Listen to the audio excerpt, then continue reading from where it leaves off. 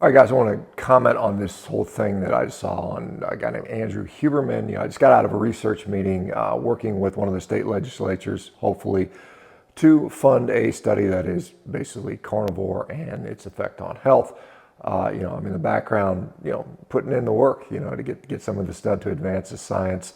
I'm not just talking the talk, I'm actually walking the walk. Yesterday I broke another world record on a rowing machine.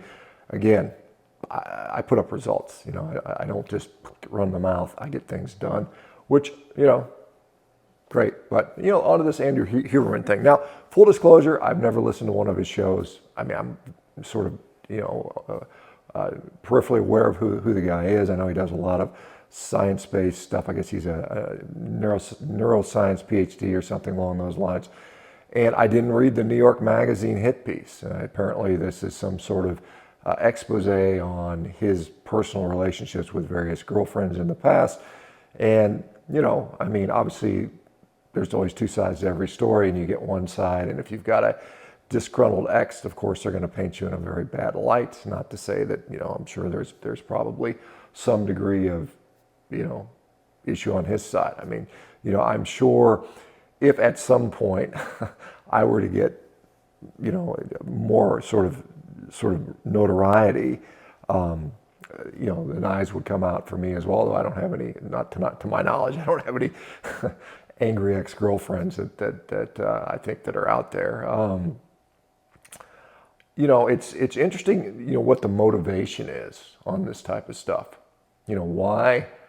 Why are they it seems like randomly attacking this guy? Well, I mean, because he's reached a certain level of notoriety, and he's also, and the other part, the kicker is, he's also pushing back against the mainstream narrative. I think he is somewhat supportive of a carnivorous diet, certainly supportive of meat intake in general, which is not the mainstream.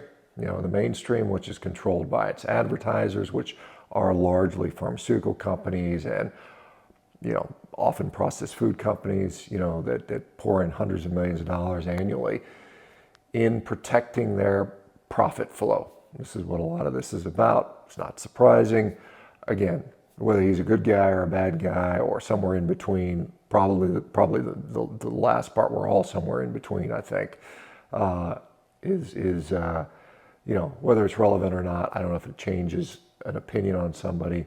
For me, like I said, I probably still won't watch any of the podcasts. I just don't have time. That's the deal for me. I'm quite busy, believe it or not.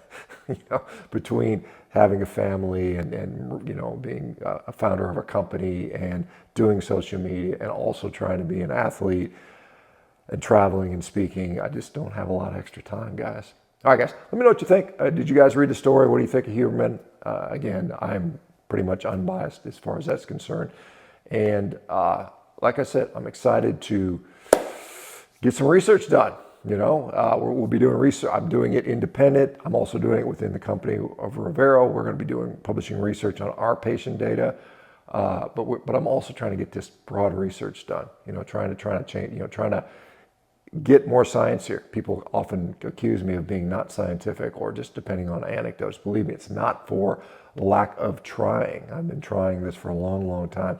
Finally, I'm starting to get some funding together with researchers that seem like it's going to get off the ground, and we'll have hopefully some more studies out there. Talk to you guys soon. Bye-bye.